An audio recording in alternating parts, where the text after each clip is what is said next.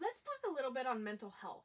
In today's society, so many people are struggling with depression, anxiety, and just things that we can't quite always solve. I myself have struggled with depression, anxiety since I was a sixth grader, going in and out of therapy, going to therapists in college. I was put on medication for a while for my ADHD, for my depression, my anxiety. And society today is always going to push medications. They're like, get that kid on medication, get that adult on medication. They're always pushing medication. And what I found was when I went on it, yes, it solved the anxiety, it solved the ADHD, it solved the depression. But what happened was I wasn't me anymore. I've been on a couple different ones throughout the years, and they would either cause me to be so tired that I would sleep all the time, or I would just be a total zombie where I was going through the motions of life, but I was not feeling a single thing. I was just going through the motions of every day. So, what I found out in my 28 years, and I am by no means a doctor, I'm by no means somebody that's studied this very extensively or anything, but what I found out was the medication did not solve the issue, it did not solve the problem. What it did was it masked it, which I am a pro at masking. That's what I do all day, every day. But what ended up helping me the most, and what even doctors, psychologists tell you when you're going through things, they say, have you tried diet and exercise? Well, when you're living in a depressive episode, when you're having panic attacks every other day, diet and exercise is the last thing that you can even think to achieve. You're like, listen, it took me 30 minutes to put on socks this morning. How am I supposed to go to a workout? It's almost impossible. But once I got through that stage of, okay, making myself go, making myself try to eat healthier, I found a total 180. It went from Ashton was having anxiety attacks every day. Ashton was having panic attacks in the bathroom at work. Ashton was sleeping for 15 hours a day after work because I couldn't do anything else. To I am living my best life. And yeah, my boyfriend still has to put up with tears and everything like that. That's normal. But I found out for I myself, diet and exercise solved mental health issues way better than anything else I had tried. Um, it's hard to get yourself to eat healthy in at first. And I'm not just talking eating healthy. I've been trying to cut out processed sugars. I've been trying to cut out processed food in general.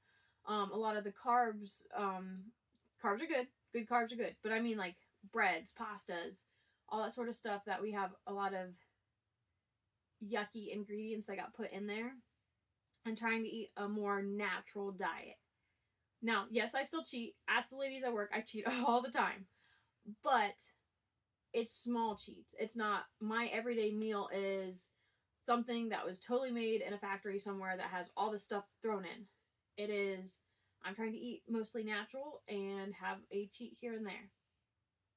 And moving my body. I have never been like a totally an exercise person. Like I hated gym class growing up. I hated the core and conditioning when I was doing track and stuff like that. I liked my specific parts of the sport. I loved playing volleyball, but I did not like the conditioning that went with playing volleyball. Same with timber sports. I loved doing timber sports. I loved competing in timber sports for West Virginia University. I didn't exactly want to be going on runs or anything else.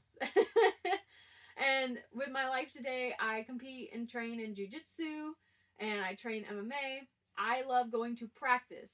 I very much know the importance of doing my cardio, my weightlifting, everything on the side. But I'm maybe not the most enthused about it. But in any case, moving your body, it could be going for a walk. I tell the little kids that I coach all the time, because we have a teenage girl that's going through a lot of similar things than when I was a teenager. When I was a teenager, I was struggling with suicidal thoughts. I was struggling with self-harm. Like, I did not think I was going to make it to graduation at that time in my life. And when I saw this girl struggling, I was like, I have got to help. So I talked with her about scream singing in the car, Scream singing in the car is one of my best ways that I cope with things. A random dance party. I have the little tykes at jujitsu and our striking classes. When one of them's moody, random dance party. And it sounds dumb. It sounds so dumb. But when I'm in my head and I'm a 28-year-old adult, scream singing in the car, a random dance party where I am just flailing around and having fun for 15 seconds, I am automatically already in a better mood. So I don't care what type of movement it is. It can be dancing around like an idiot like myself. It can be going for a walk every day out in nature. I am a big enthusiast, a big supporter of grounding. Put your bare feet on the earth, feel it. I myself thrive when I've had my time outside. I went to college for Parks and Rec. I know the importance of nature. I know the importance of the natural world. I need it in my everyday life. So I support that every day.